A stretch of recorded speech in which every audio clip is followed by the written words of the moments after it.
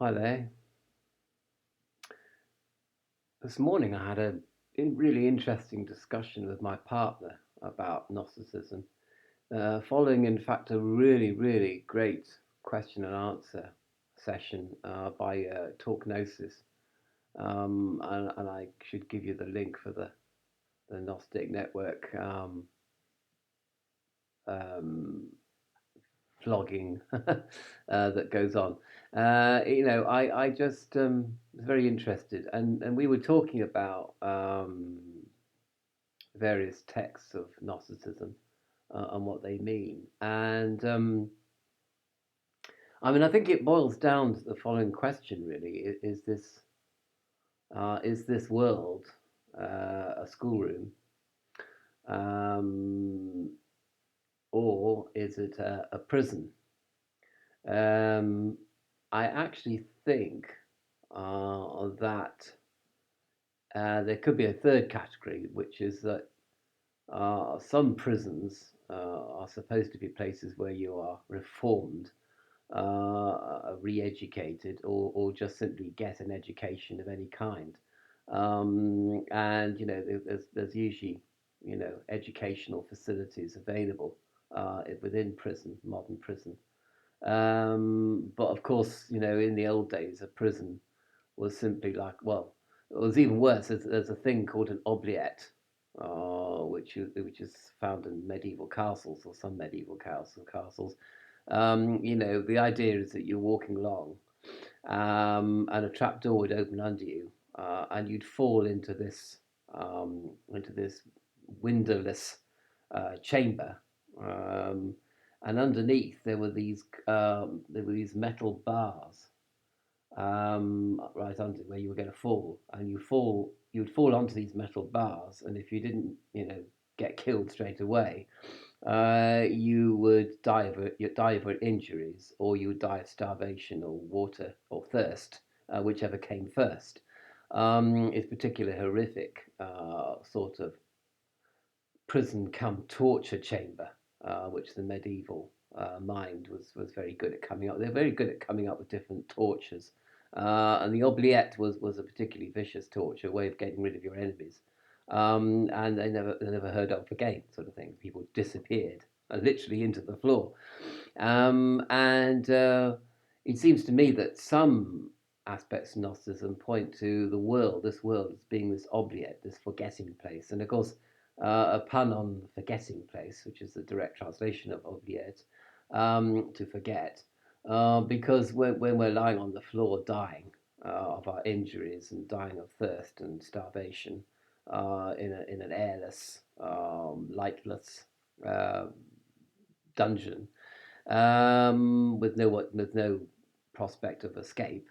This is a bit like what this world is to the soul, and so the soul is trapped in this oubliette, in this forgetting place, and we forget that we are soul because of the pain of existence, and we forget that we have come from heaven, and we forget the transcendental God.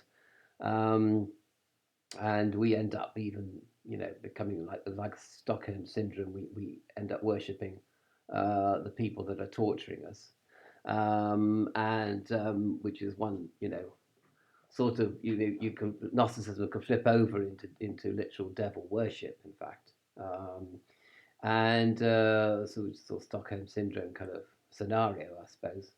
And so you have this idea that that we've been kidnapped and taken into captivity, like the Jews were taken to captivity by the Babylonians and the Assyrians. And our only way out basically is that there's two scenarios. One is that a rope can be thrown down by some good person, and we have got to climb up that rope to escape, or someone's going to come down on a rope, pick us up, dress our injuries, and take us back up again and rescue us. And so there's a rescue party there. Now, of course, as my partner pointed out, in mainstream Christianity, the rescue party has already arrived because Jesus died on the cross, and salvation is literally it's already happened. It's just we don't know it, we don't recognize that salvation has happened, but it has. So in fact, um, Jesus is actually lifting us out of this world, even as I speak. But if you don't recognize that, then you don't know it's happening. But Jesus' work on the cross, it makes escape from this world, from this prison for the soul, inevitable. Um, and in fact, I think there's an element of this, I suppose, in at least my understanding of Gnosticism, that there are various avatars of God, including Jesus, that are rescuing us on a daily basis. And the Eucharist is a rescue. One of the rescue ropes has been thrown to us as well. And the saints and the gurus and spiritual path people,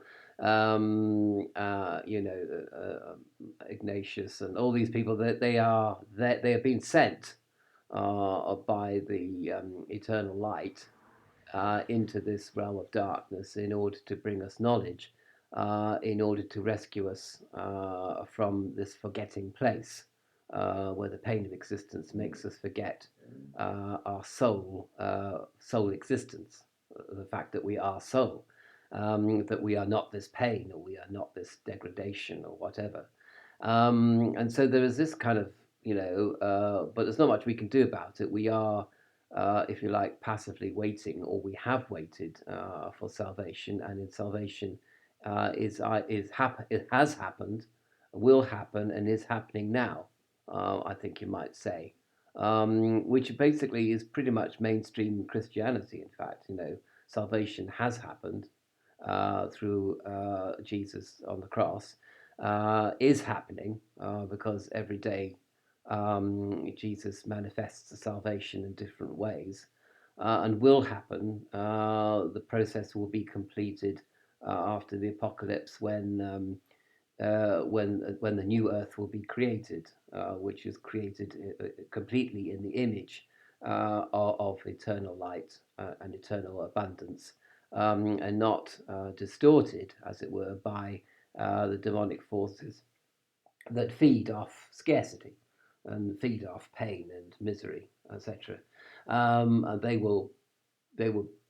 on the road to nowhere. They will go to the fire, and the wheat and the tares will be separated, and the wheat will go into eternal abundance and bliss, and the tares, the demonic orders, will be destroyed. So this is like one sort of view of what this world is. It is a prison. It is a place from which we require rescuing, and salvation has happened, is happening, and will happen, and it is inevitable. We just have to recognize that, and when we do recognize that, then we feel a whole lot better about our current situation than we would normally. Now that's certainly one thing. The other thing is there's an image of a prison having an education block to it. It's true that we have been put into prison, as it were, through original sin, through disobedience to God, through Adam and Eve's original sin, and of course, continuing sin of an individual. So we're in this prison because of sin, and yet we are also being educated, and we're receiving the gospel in order for us to recognize that salvation has happened, is happening, and will happen. So there's that kind of scenario, and then there's a kind of very different Gnosticism, which basically has existence as a schoolroom, or various schoolrooms, in fact, depending on various levels of reality. And these schoolrooms, the schoolroom is where we learn about ourselves, because in heaven we were innocent, and we knew nothing, and we come down to the lower worlds in order to learn about ourselves. And you learn about yourself through suffering, through pain and pleasure, through suffering and elation, through scarcity and abundance. through being at the right place at the right time and knowing the right people, and for being at the wrong place at the wrong time and knowing the wrong people. And by this, by all our experiences, good and evil, fortunate or misfortunate, unfortunate, we learn about ourselves. We learn how we react. We learn which way we roll when we're under pressure, or even when we have a privileged life. So basically, we're here to learn. We're here to and this would be the basis of reincarnation. If you believe in reincarnation, it would be the basis of our existence and our sort of travel down to the lower realms. And we're sort of we're traveling down to the lower realms, and then we're going back up again. But when we return to where we started, we will know the pain of separation because we are reunited with the divine light. So you in order to know, basically, in order to appreciate what it is you've got, you have to lose it first, kind of thing, and then find it again. And all, basically, the great plot of drama is, boy meets girl, boy loses girl, and boy gets girl again, or girl and girl, or boy and boy, whatever, or the 150 genders that exist, or people come together and they appreciate what they've got because they lose it and find it again. So you're losing and you're finding. You're going out and you're coming back, and you know yourself better than you did before. And there's a very good 1940s film called "It Happened One Night" with Clark Gable in it, and I've forgotten the girl's name. Anyway, it's a really good film. If you should see it. And basically, she starts off as an ignorant person. She doesn't know her father loves her. She's always fighting with him. She's very privileged and rich, so she's no idea what it's like to be poor and destitute. And in the course of of this of this story, she learns about herself, and she learns about poverty, and she learns about loss, and she learns about love, and she learns about gain. She learns about the whole thing, whereas previously she knew nothing about any of this. And I suppose this is an allegory, really, for our existence in this world. We go down into lower worlds, and in order to experience everything, and then we go back up, with the wisdom of experience. So it's a song of innocence and a song of experience, to put in sort of Blakean terms. This is of particular interest to some Gnostics who believe that we are, that this is what this world is about. And so therefore, the demonic powers and orders and the demiurge and Satan himself are really here to teach us about ourselves. And we should welcome, apart from challenges being opportunities, we should welcome challenges and issues within ourselves and other people, and the playing out of all these issues, because in the end we will acquire the greatest knowledge, which is knowledge of self. Man, know thyself, kind of thing. In a way, we don't need rescuing. We don't need a rescue party. We don't need salvation. We are saving ourselves. We are by actually understanding ourselves, we are saving ourselves from this world, actually. I mean, originally there was the gnosis that this is so. People say, why am I suffering? Well, it's to gain knowledge of yourself. So that's the original gnosis. And then when you've gained knowledge of yourself, that's sort of the second gnosis that you receive over lifetimes. So maybe in many ways, you see, it's meant to happen. That all this suffering is meant to happen, It's meant to be, and that can be in itself a source of great comfort when you know that it's all actually meant to happen, no matter how horrible the situation is or the suffering is, or indeed how how crazy the indulgence is, how much the pleasure is. It's all there to teach you about something. What comes up must come down, kind of thing. So you get high, and then you get low, a little high, little low, as Freddie Mercury would say, as it's Bohemian Rhapsody says, and we are here just to exist and just to uh, gain an appreciation. We are separated for the joy of union, kind of thing, which is a really powerful sort of thought to think about. Um, I don't know. I think it depends on your experience of life. I think some people have such a bad experience of life that they really do see themselves as have been kidnapped. Their goodness, their soul, their beauty, their love has been kidnapped by a demonic order or demonic power, and that they're in this prison, and that they desperately need rescuing or salvation, and that Jesus and other avatars of God, of light, liberty, life, and love, have indeed rescued them and are rescuing them and will rescue them. So rescue is at hand.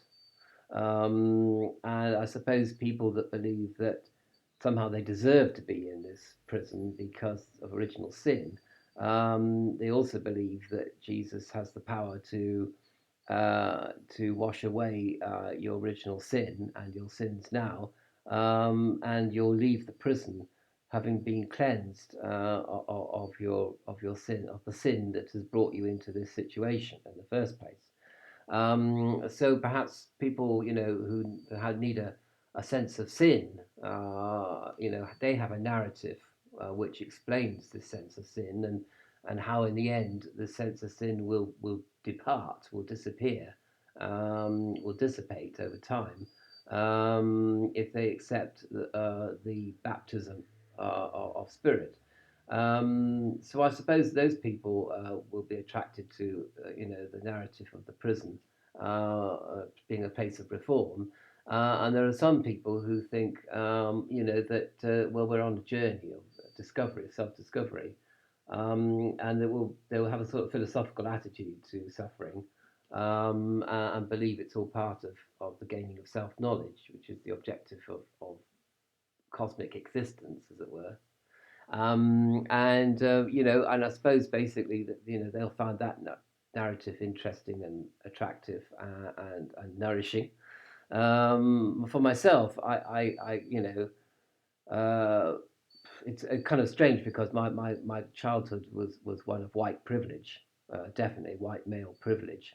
Growing up in a country that obviously that made white people better than black people, and that was sort of in the actual matrix of society that black people were inferior to white people. So I've grown up in that.